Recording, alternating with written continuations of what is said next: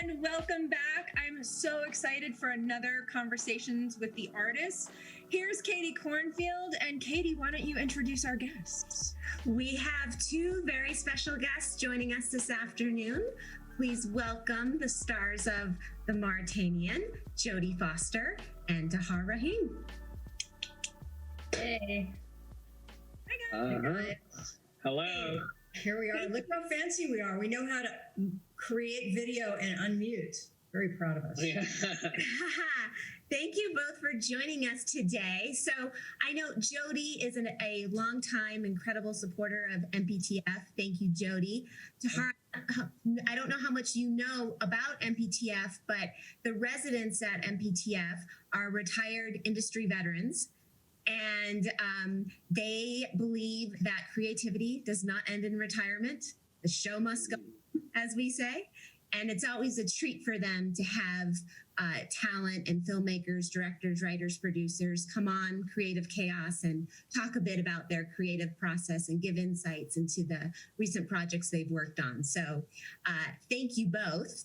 And to that end, before we dive into the conversation about the film, one of the things the residents enjoy hearing about is what inspired you or what compelled you to want to work in this business. So I'll begin with Jodie. Jodie had this long, incredible, successful career starting out as a young child.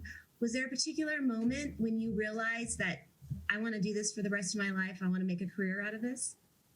Well, I did start when I was 3 years old, and I don't really remember a lot. I vaguely remember where I was when I started, but I don't think that I really realized I wanted to be an actor until I was about 12 years old. Before then, I sort of thought it was a dumb job because they would just give me things to read and learn, and then I would say the words. So when I was 12, I did have a big appreciation for movies, and my mom took me to see all kinds of films, including a lot of foreign films. And when I was 12, I did Taxi Driver, and I worked with Robert De Niro, and suddenly it was like a light bulb went off, and I realized that acting was not a dumb job, that I just hadn't brought enough to the picture. I really hadn't understood that there's an infinite amount of discovery and that there's a lot to contribute, and I just didn't understand that. So somewhere when I was 12, that all changed. Tahar, how about you?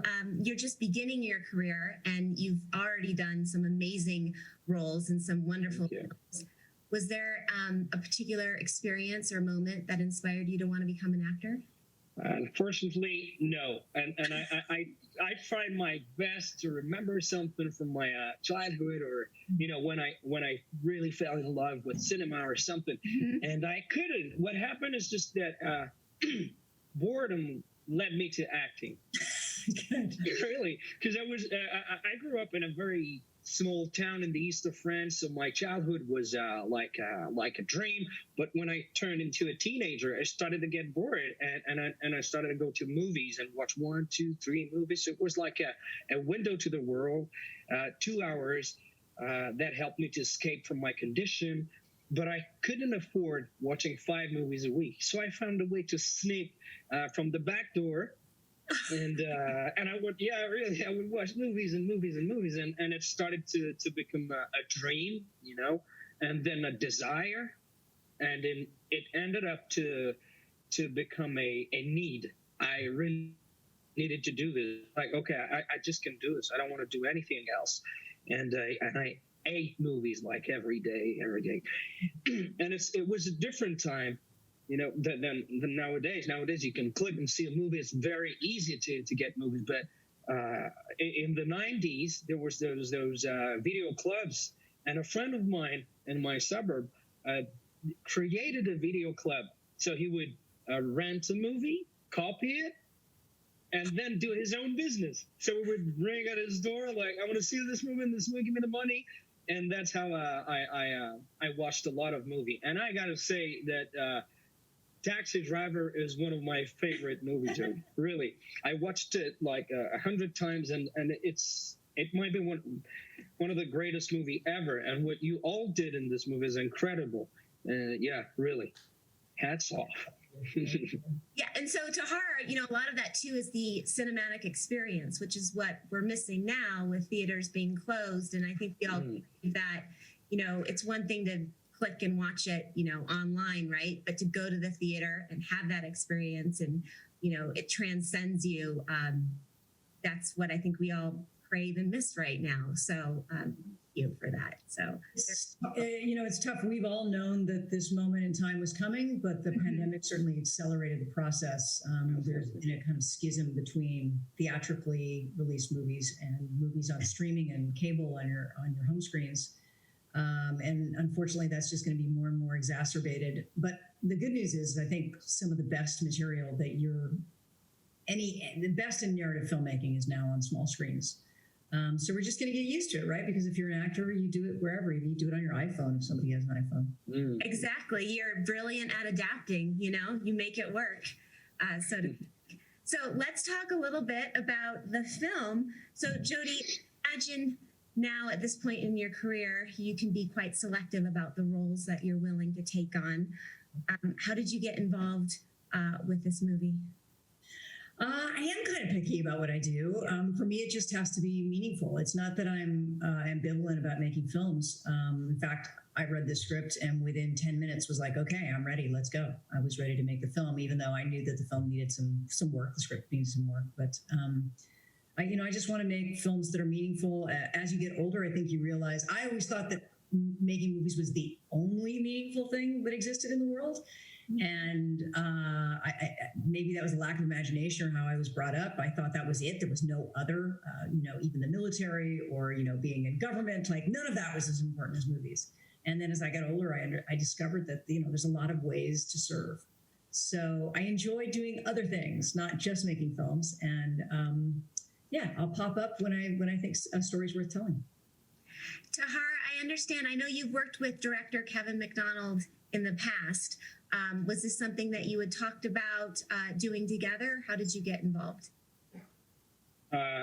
Involved with in what, in the Mauritanian? Or? Yeah, in the Mauritanian. Oh yeah, in the Mauritanian. Yeah, we did a movie together like 10 years ago, and we became friends and always wanted to work together again. And he sent me a text. I was on a holiday, and he said, "I might have a good part for you." Like he should have said like an incredible part, and I'm like, "Oh, great!" So I read the script, and I truly fell in love with the part, the movie, the relationship between Mohamed and his lawyers, and more importantly, about what the movie is telling in a way to the world, like this humanistic message. So this movie raises so many questions. And like I said in the beginning, it stirs a lot of healthy conversation. I remember I watched it on a Friday night, and then the next day I kept thinking, okay, clearly the Geneva Convention does not apply to detainees in Guantanamo Bay, or the U.S. is not following it. Is it here? Is it, obviously they're not doing it justice. So there's issues about what our government is doing and how they treat detainees and prisoners, not only on U.S. soil, but elsewhere. I also thought that, it's rare that we see a Muslim portrayed in a humanized way, in an engaging way in, film, television. And Kevin Macdonald, who I love from The Last King of Scotland, having directed that, I think he does a fantastic job at, giving a convincing story. Is that, this question is for both of you. So with all that, it's important that we tell these stories. It might not be front page news right now with everything going on in our world, but is that part of what attracted you to the project, Jodie? Yeah, it's, I didn't know a lot about Guantanamo before reading the script. And I, as an American, I was sort of outraged. I went through 9/11. I understood the fear and terror was, and it made me very sad for our country that the government, in response to that, instead of choosing to be humanistic, found ways around the law. The way they did that is, Guantanamo is not on American soil, and so it's a way for them to not have to abide by American laws, basically. The film does talk about that, but it also, more importantly, is really a a character study and a human tale about this amazing man named Mohamed Slahi, who managed to go through 15 years after being abducted and tortured and become more loving, more forgiving, more humanist, and funny, joyful, but faithful, a Muslim man. I think that's something that American audiences need to see. And Tahar, is that part of the reason that you were attracted to take on this particular role of, an accused terrorist, yet no charges were ever brought against him? You're so charming and engaging in how you play him, albeit a controversial character, but he never loses his capacity to smile in this movie. Was that part of what attracted you to taking on the roles? Of course. First of all, actors were looking for good parts. Mm-hmm. And it's a great part. Even if you take the story and you put it in another context, I would have accepted it, you see. But when it deals with diversity and especially representing Muslims in movies, whether it's in America or in Europe, it's always the same story, the same type of characters, and as an audience, I don't want to see this. I mean, I don't find it interesting. And in this case, precisely, it was the opposite. For not the first time maybe, but it's very rare to see the depiction of the Muslim character like that, like a human being. He could have been, we don't care at the end of the movie if he's Muslim or not. What we feel is that he's just a human being who's been mistreated and put on the side, tortured, but he's a human being full of joy, heart beating, cracking jokes, and at the same time, his resilience blew me away, and his capacity to deal with his inner feelings and become a better man, even if he's been through these horrible things, was absolutely fantastic to me, and I wanted to be part of it. Did you have the opportunity to meet him? Yeah. What was your impression of him when you met him? I mean, instantly, what you feel is you want to hug him, you want to befriend with him, you want to spend time with him. That's what I felt, even if it was virtually.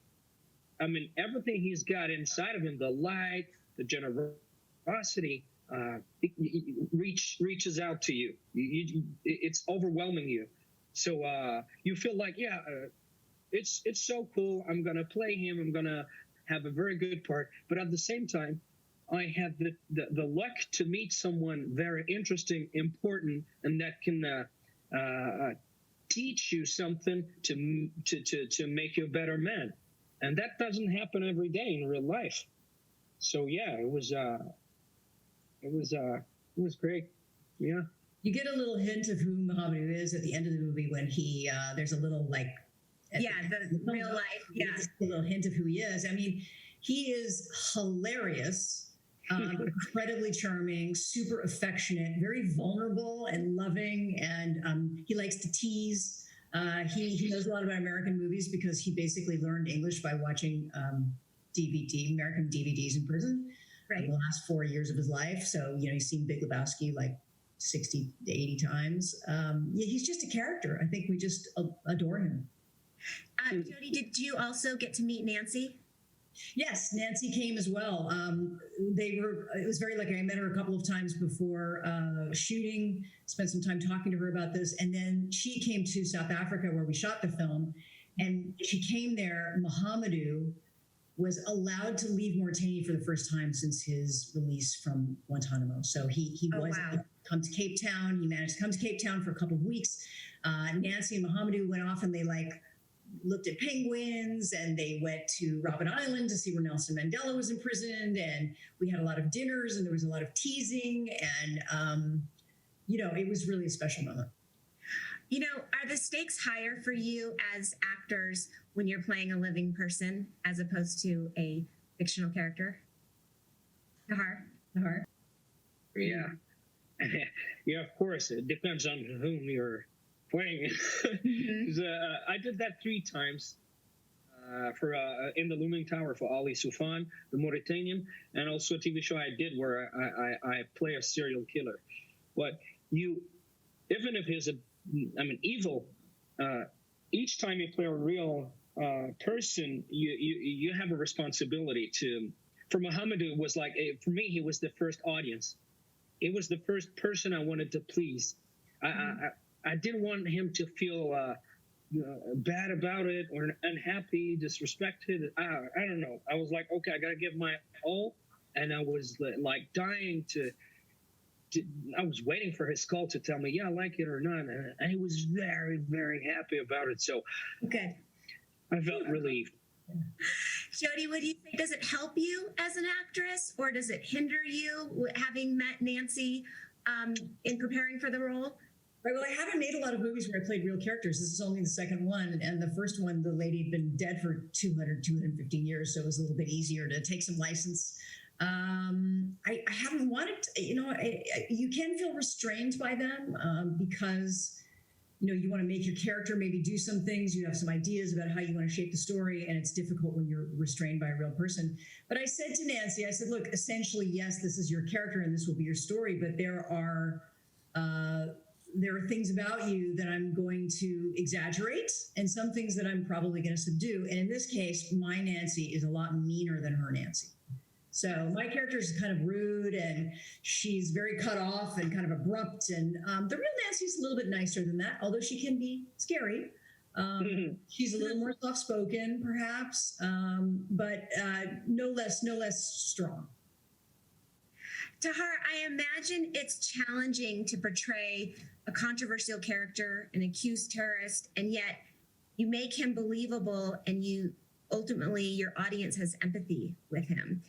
That to me sounds like a challenge as an actor. Can you share some insight about your creative process for making somebody that, there's probably preconceived notions of him, and then you turn him into this extremely likable, charming character?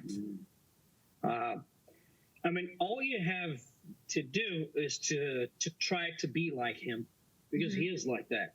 So I did my best to observe him, to catch some, the way he would react to some different things, the way he would spread his love and his spirit in a way.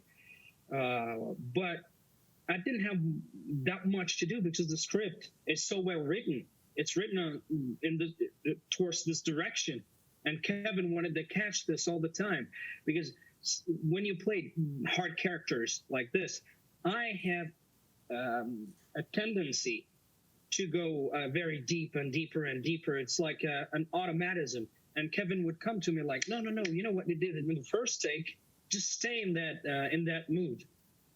Remember of Mohamed. So he helped me, and it was all about him. Just spending time with him, not just asking questions and trying to do your little actor things. Just talking, spending time. Yeah. So, one of the things that I question throughout the film, and I think this is a good play with my human psyche, is, do I believe him? Do I believe that he's innocent? So you and Jodie have had the privilege of meeting both the characters that you portray in Mamadu. At the end of the day, do you believe that he's innocent? Yes. Yes.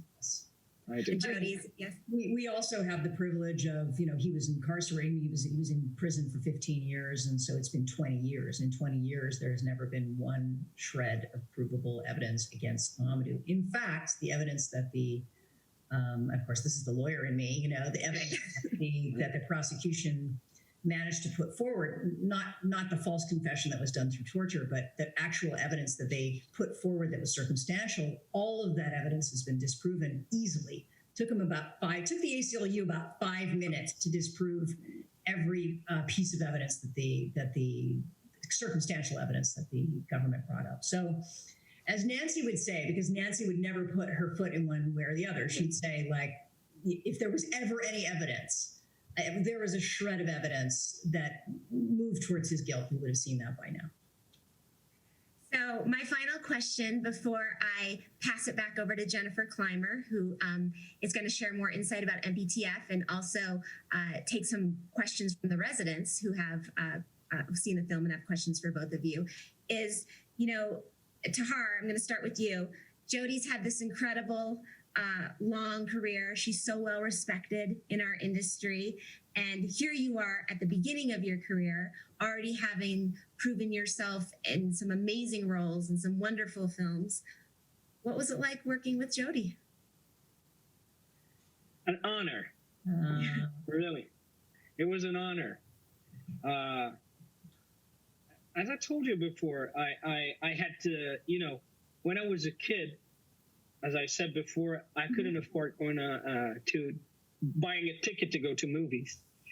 So I had my friend, and I grew up with Jodie's movies. So she's part of my childhood. She's part of my inspiration as well. And when I knew that she accepted the part, I was beyond happy. So yes, it's an honor. And at the same time, I was like, okay, I'm going back to school. I'm going to learn something, and it's great. I'm not going to rely on my habits, and each time we played together was a memorable moment to me. Really, I enjoyed it every second, because I mean, you dream about those things when you're a kid and you want to be an actor, and someday it happens, and you know that you're doing the job, which is crazy. And each time you play with Jodie, she's mesmeric, So she sends you with the ball, and then you answer, and we play together. And at this very moment when we play, I want to be selfish and do this for me, the actor, you see, and have a good and keep a good memory. Because usually you do it for the director, for the audience. And at this moment, I was like a kid. I was like, okay, I want to create my own memories and keep it inside of my head and my heart for years. That's beautiful. Actually, I have one more question. Jodie, you mentioned that you shot the film in South Africa. Did you ever set foot in Cuba? Did you shoot anything in Cuba? Or, I imagine the security in Guantanamo is tight. Nobody's allowed in there. But it was all done in South Africa. And how long was the shoot? Yeah, they knew that they would never be allowed into Guantanamo. It's very few people have been there. There's very few even photos of it. Right. But Mohamed, who obviously was there for 15 years, was able to recreate in his mind and tell everybody the things that we needed to research that we needed to have for it. All shot in Cape Town, which is an amazing, beautiful place. Great technicians, great crews, creative, wonderful people. And it's always interesting how you recreate these things, the magic of kind of recreating a real world in such a different place. Well, thank you both. I'm going to toss it over to Jennifer Clymer. She's the executive producer of MPTF's in-house television station. And she also has a bunch of questions from the residents. So good.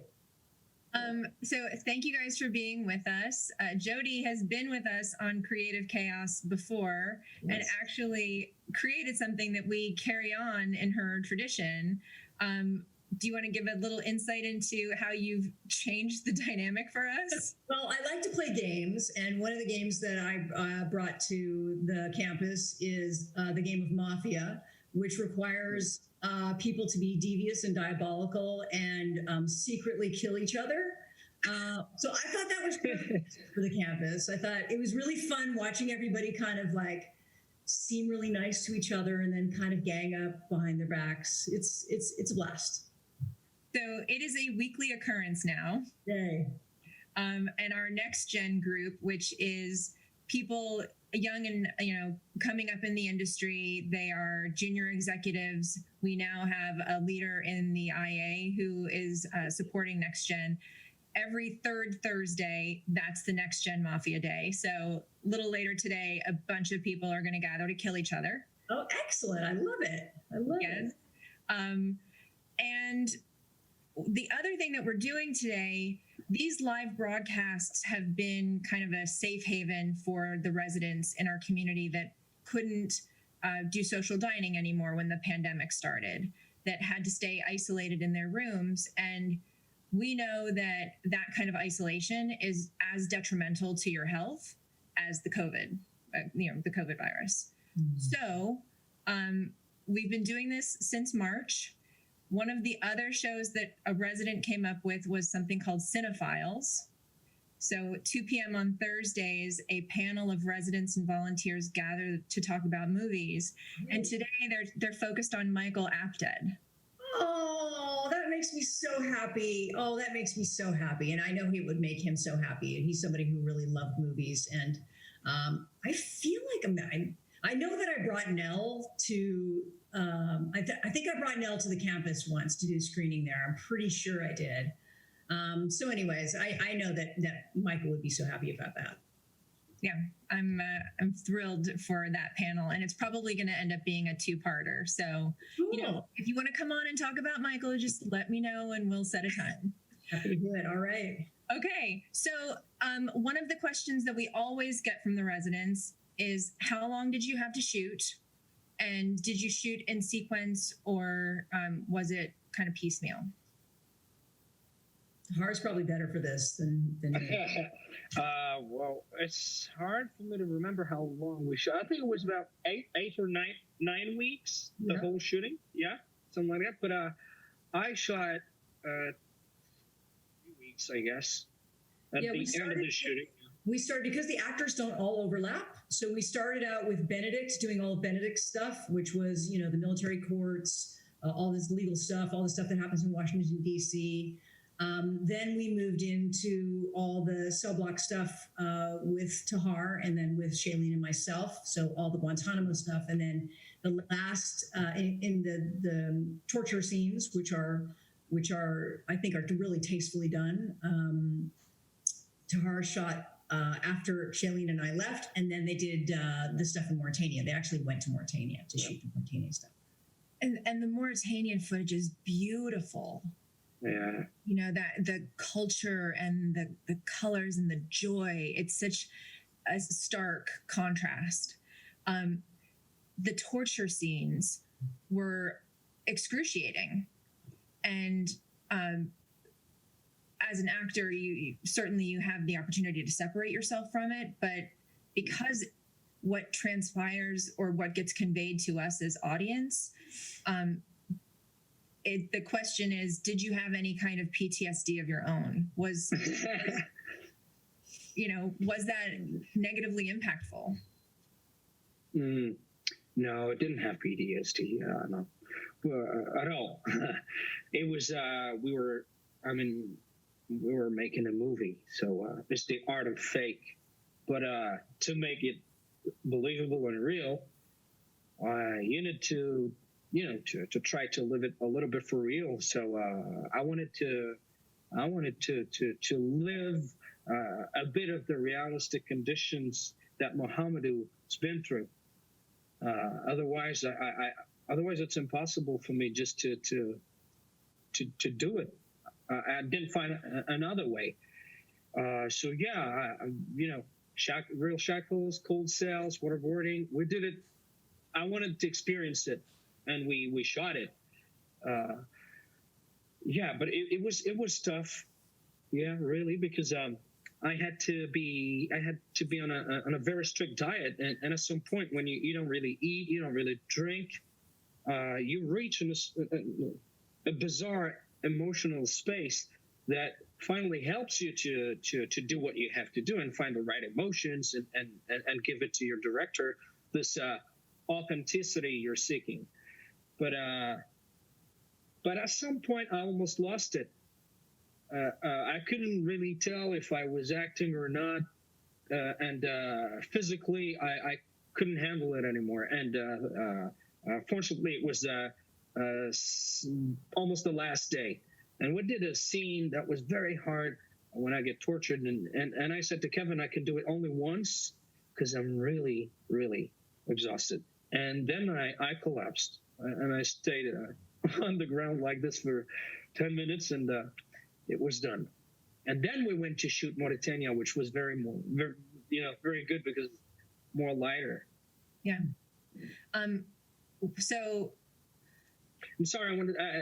I got to say something. It's the first time my acting life, my actor's life, I don't know, that I found it very, very hard to get out of my character. It took me 3 weeks, and I still don't know how to explain it. Yeah, that happened. So, and the technology with some of the shots when you're being tortured in the speedboat, and you can see the inside of the hood that they have you submerged with. Just the filmmaking of that, and the repeats, and how many takes did all of that need to go through before you actually had the shot? That's got to be completely like draining for you as an actor, because you have to have that terror time and time and time again. Yeah. The specific scene when I got the bag on my head in the water, I don't even, at some point I couldn't even think about playing it and acting it, because we had so many technical problems in shooting it. So at some point I was like, can we just have it? I would give my all, as I'd like to do, and the bag would come in front of the lane and back and forth, and Kevin wanted something very specific. I need to see your face, your eyes, but what can I do? I'm in the water, and it was so complicated to shoot it. And at some point I was not even thinking of the performing. I was like, let's get it done. Get through it. Yeah. Of course, all those details are real. That it did happen to Mamadu, and the torture in the film was not just physical, but also psychological and sexual as well, and isolation, and the impact of that over so many years of being abducted and then kept from your home and kept from anyone. Amazing impact on someone.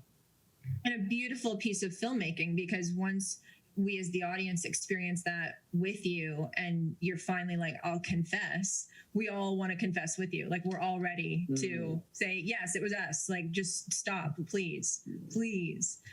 Another question that came up was about makeup for both of you. Nancy has a very specific look. Yeah. Did that help you kind of get into her skin?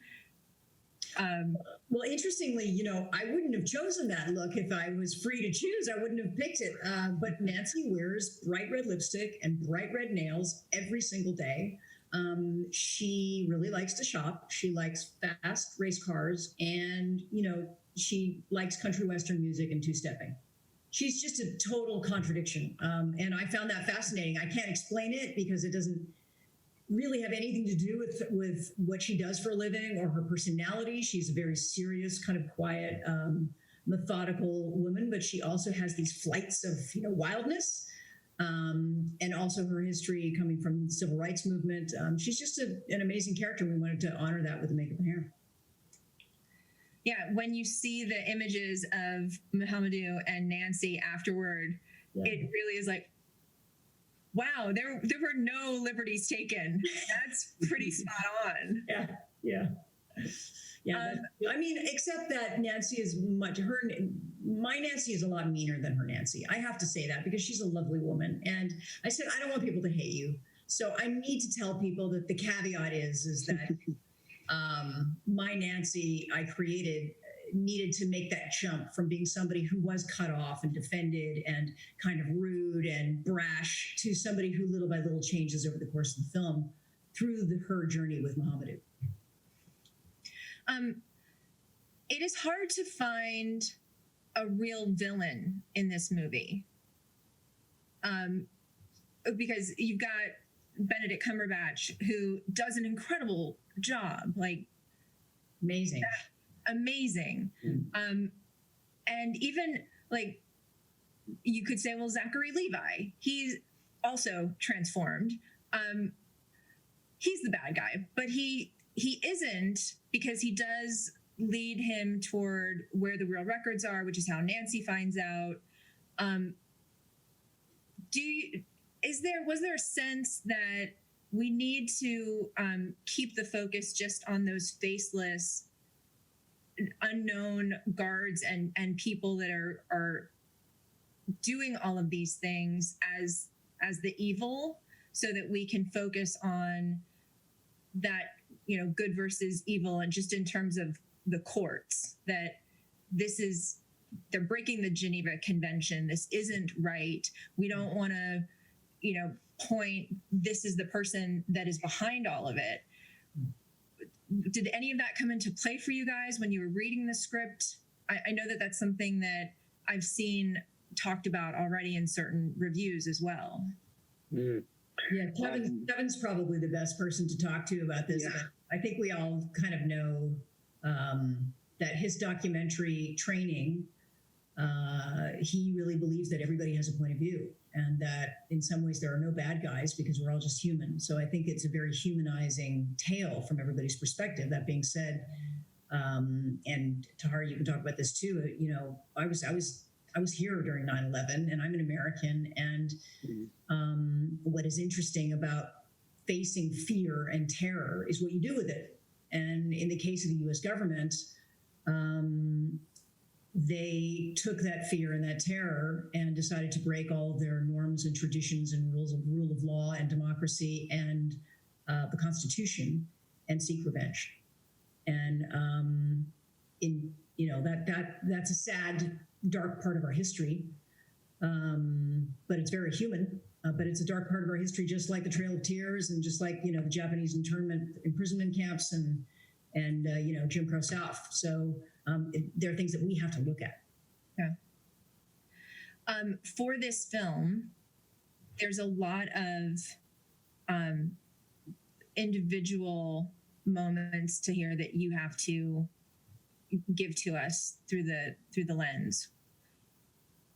Was that more challenging for you because it is so much about Mohamed and this journey that, as the audience, we're not supposed to know clearly whether or not he's actually done it? Was it a partnership with you and Kevin that got you through all of that? I'm afraid to not really understand the question. Can you say it again? I'm sorry. It's me. I'm sorry for my English. How dare you? How many languages do you speak? Not a lot. Not enough. There are many points in this film where it is very much on your shoulders as the actor to give us the point of view of Mohamed. And you have to do that often in isolation, whether you're talking to someone on the other side of a fence that you and the audience can't see. So how much of that came from you as the actor? How much of that did you find that you were relying very heavily upon Kevin or? These scenes, especially the one, if I may, outside, the one we did,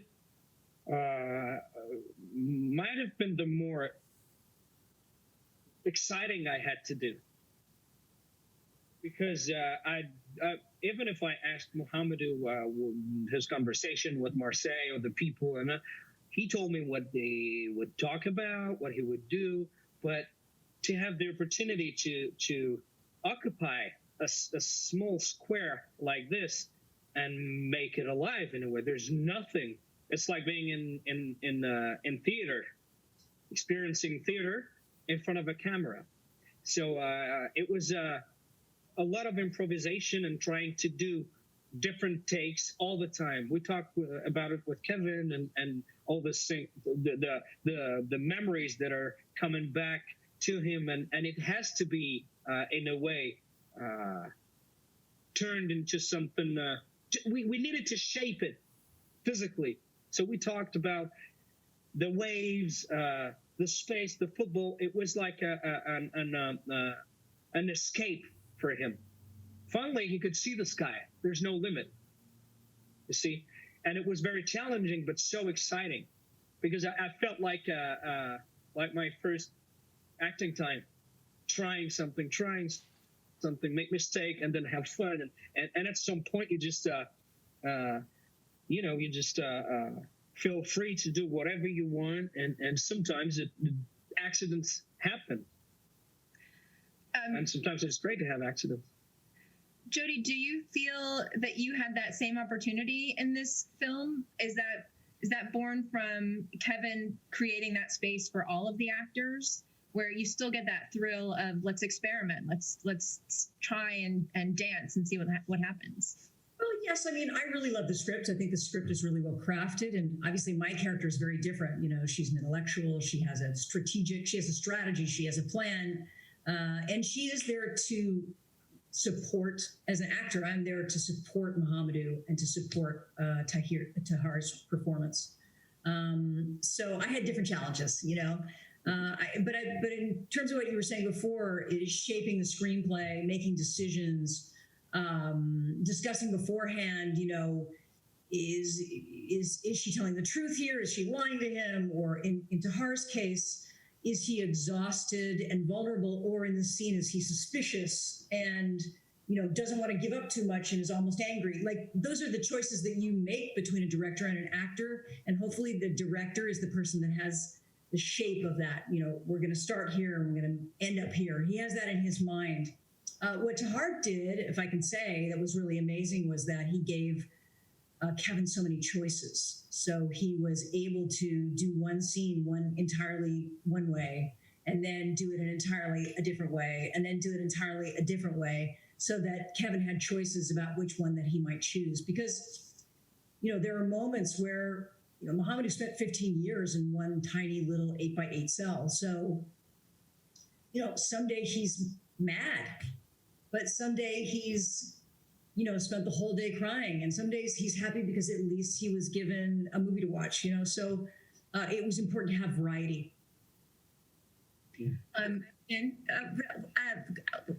know, going to what Jodie said and then what Tahar was mentioning about, you know, getting into his mind.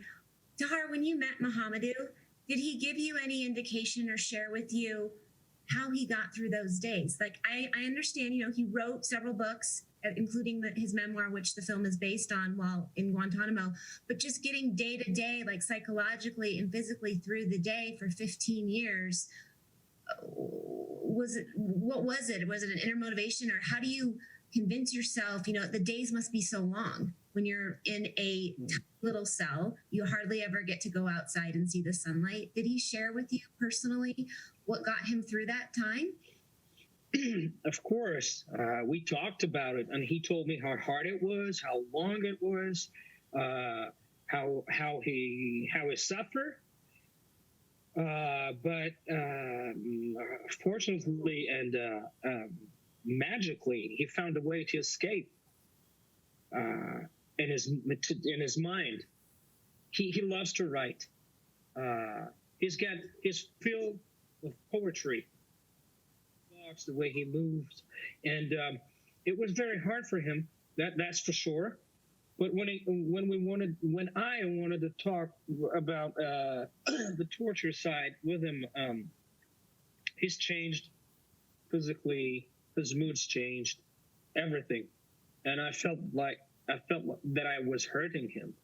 So I felt stupid. I felt guilty. I was like, you know, who am I to bring him back there? So I stopped, and we talked about a lot of things, and I came to realize that why he became such a wise man, like turning anger into forgiveness, into love, and being so wise, developing a unique wisdom. It was a question of surviving. You can't go through this if you don't have a purpose, something to hold on. See. And he didn't pick anger, which is admirable. Mm-hmm. Yeah, I mean, this was a spiritual journey for him in some ways. If you read the book, I think the book he really goes into his coping mechanisms, and he came to the conclusions that in order for him to survive intact, he had to empathize with his jailers. You know, he had to ask to find out about them, find out about their lives. He had to love people, and he had to become more human and be more forgiving and rely on his faith. And that really is amazing to me because, you know, in 9/11, we took fear and terror and we turned it into revenge. And Mohamed did the opposite. And he is, you know, he's somebody that I really admire and that I think we have a lot to learn from. So in the last few minutes that we have, what we have been doing since March of last year is when people join us on the live broadcast, we ask them what their favorite film is so that we can compile our pandemic list. Great. We also have added what's your favorite television series because we're the Motion Picture and Television Fund. Mm-hmm. And for 2021, we have decided to add what's your favorite genre and or director. So Yeah. Okay, I think I said it about the movie. I said that Taxi Driver is one of my favorite movies. No, really. I could talk about it for hours, but that's not the point. Yeah, there's Taxi Driver, and another movie that I really really like is a French movie from the 40s. It's I don't know if there's an English title, but it's Le Jour se lève, de Marcel Carnet. Marcel Carnet is the director. Yeah, Daybreak. Short. Yeah, and this movie is with Jean Gabin.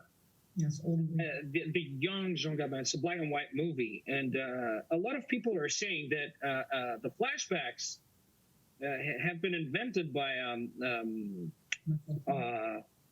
say Marcel Carnet, is that the name of the director? Marcel Carnet. Yeah, but they're saying that the first time they saw it was in Citizen Kane. Oh, Orson Welles. And I think that Citizen Kane, Orson Welles. Thank you. Citizen Kane, I think, came out in 41, something like that. And the other one was 39. And the whole movie is built on a flashback. It's a man in his hotel room with a gun, and you know the police is surrounding him. And then we go back and forth. And we go back in the story, present and past, present and past. It's a beautiful movie as well. TV shows, the best thing I've ever seen is The Wire. Yeah. Yes. Yeah. You know why? Because when I finished it, I felt like I could tell people I lived in Baltimore. Yeah. See? Yeah. And director or genre? I can't say. Mm. It's impossible to pick one director or one genre. I'm sorry, I just can't. It's okay. Favorite movie for me is, I think, The Piano, the Jane Campion movie. Yes. Although when I was a kid, you know, I think because I was in the movie business, I really, I loved the movie Day for Night when I was growing up because it's about the movie business. So if they get a chance, Day for Night is a good one to stick in there. Okay. And they will relate to it because they were around then. So they'll like remember how movies used to be made. TV show, it's really hard to pick between The Sopranos and Breaking Bad. One of those two. Although Chernobyl is up there for me. I really, really love that show. And what was the other one? The genre? The genre or director. Like we've had people say, is Mel Brooks a genre? And my answer is yes. There you go. You know, it's too hard. It's like saying what's your favorite song. It's kind of too hard. I agree with that, but Yeah.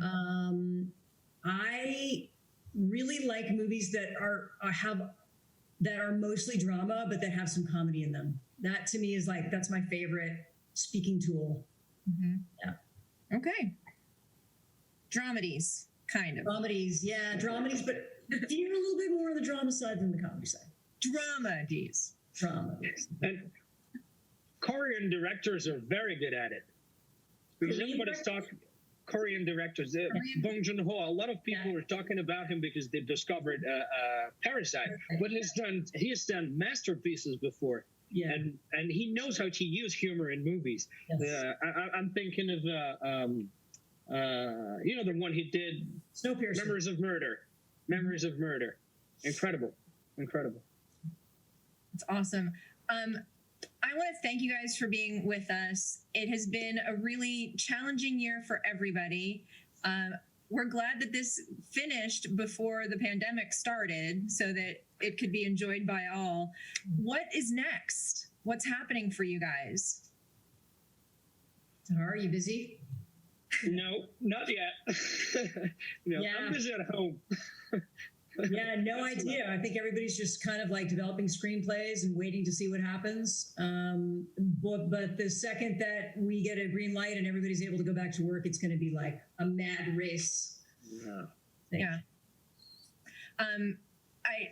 I thought that there was something not film related that you were potentially working on that. Yes, which I don't talk about. You know how Daniel Day-Lewis makes shoes?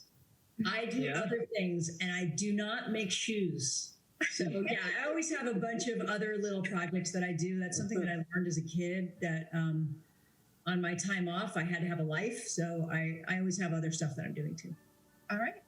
Excellent.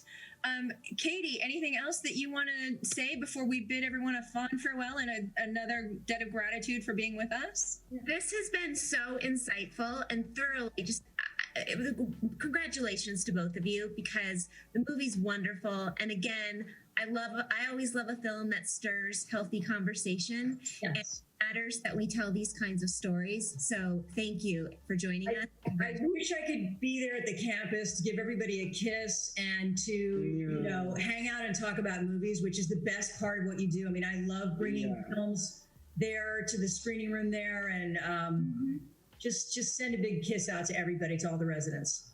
We will, and one day we traditionally do these live in person in Yes, I the know. Mayor Theater. So hopefully, you know, thinking positive this year, we'll be able to do that again. So thank you. Cool. Looking forward to it. Thank you so much. All right, guys. Guys, have a good Bye. night. Bye. Bye. Yeah.